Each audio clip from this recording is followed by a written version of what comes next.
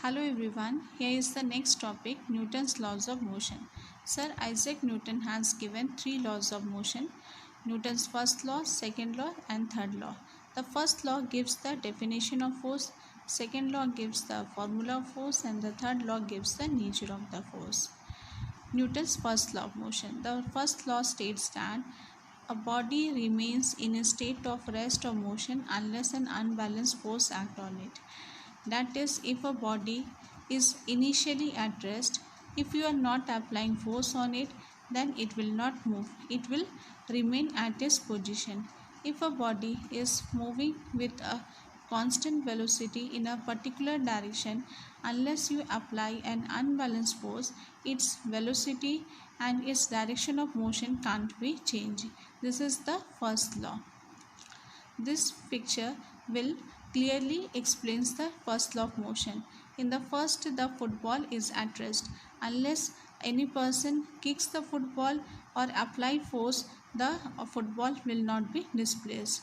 So in the second, a person is kicking the football, due to which it will change the direction of the motion, or if it can change the position of the football. In the fourth picture, you can see that the unless and acted upon by an unbalanced force, that is, if a football is already in motion, in order to stop the football, you have to apply an unbalanced force. The Newton's first law is also known as the law of inertia. What does inertia means? Inertia is defined as the inherent property of a body to resist the change in the state of rest or the motion. That is, it is the inability of a body to change its position or change its state of motion. Hence, inertia is also known as the Newton's first law of motion, as the Newton's first law and the definition of inertia are similar. Now, the types of inertia. Inertia is of three types: inertia of rest, inertia of motion and inertia of direction. First, we will discuss the inertia of the rest.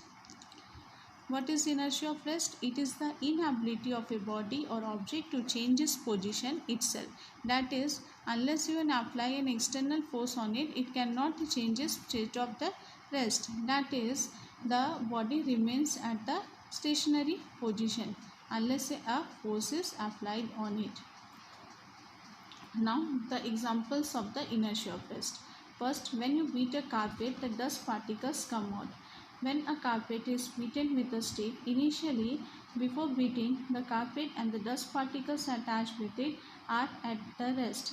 When the carpet is beaten with the stick, the carpet starts moving, but the dust particles lying on it remain at rest. Due to the inertia of rest, the carpet moves, but the dust particles remain at its position, and as the carpet is removed, therefore the dust particles fall down. Next, the falling down of fruits and leaves when branches are shaken. When branches are shaken, the fruits and the leaves which lie on the branches fall down, because due to the inertia of the rest, the fruits and leaves remain at the state of the rest. That is, they resist the change produced in it when the branches are shaken.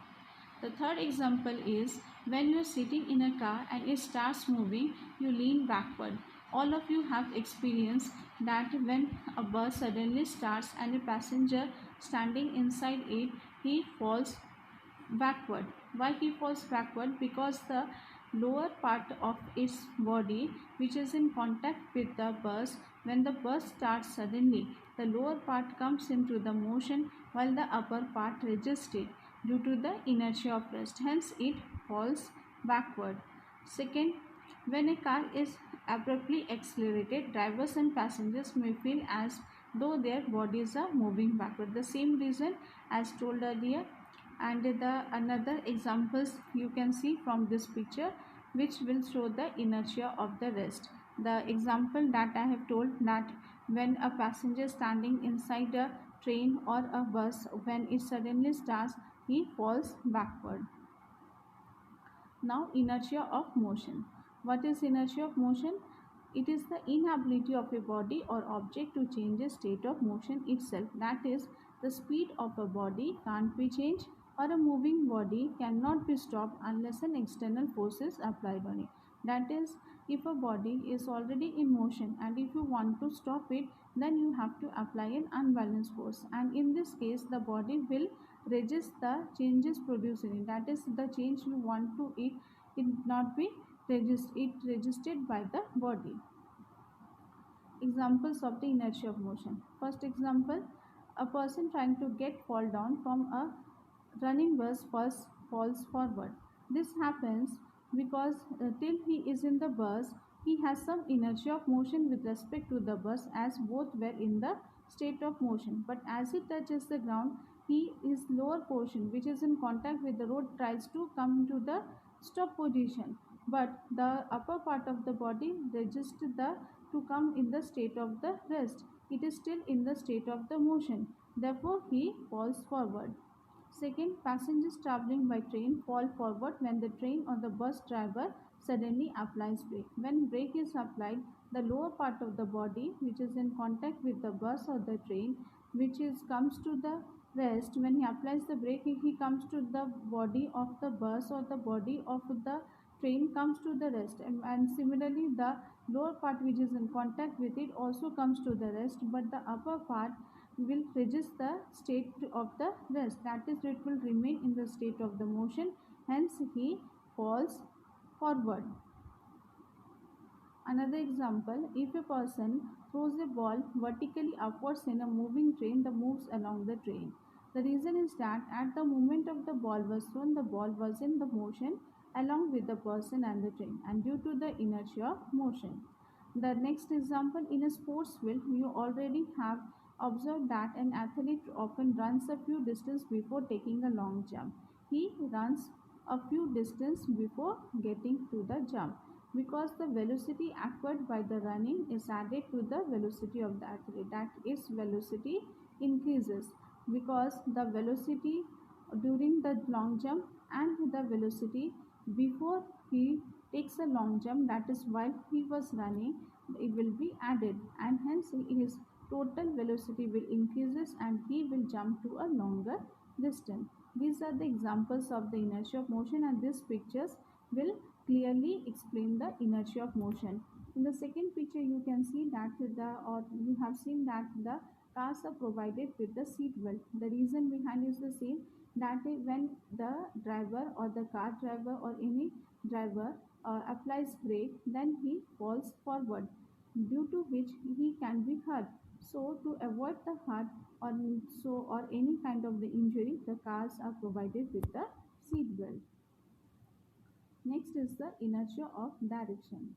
In the resistance or the opposition offered by the body to change its direction. Suppose you are moving along a straight line, that is, you are inside a car and you are moving along a straight highway. And if the car turns along a curved road, you have to observe that you are pulling outside. This is due to the inertia of the direction. Or the same example is seen that the girl is running the a stone through a thread. When the thread is broken, the stone lies in a tangential direction. These are the examples of the inertia of direction. Also, other example, direction of falling of ice cubes during the hailstorm, rotating wheels of a vehicle through of mud in the tangential direction, where the mud attached to the tires of the vehicle are moved outwards in the tangential direction.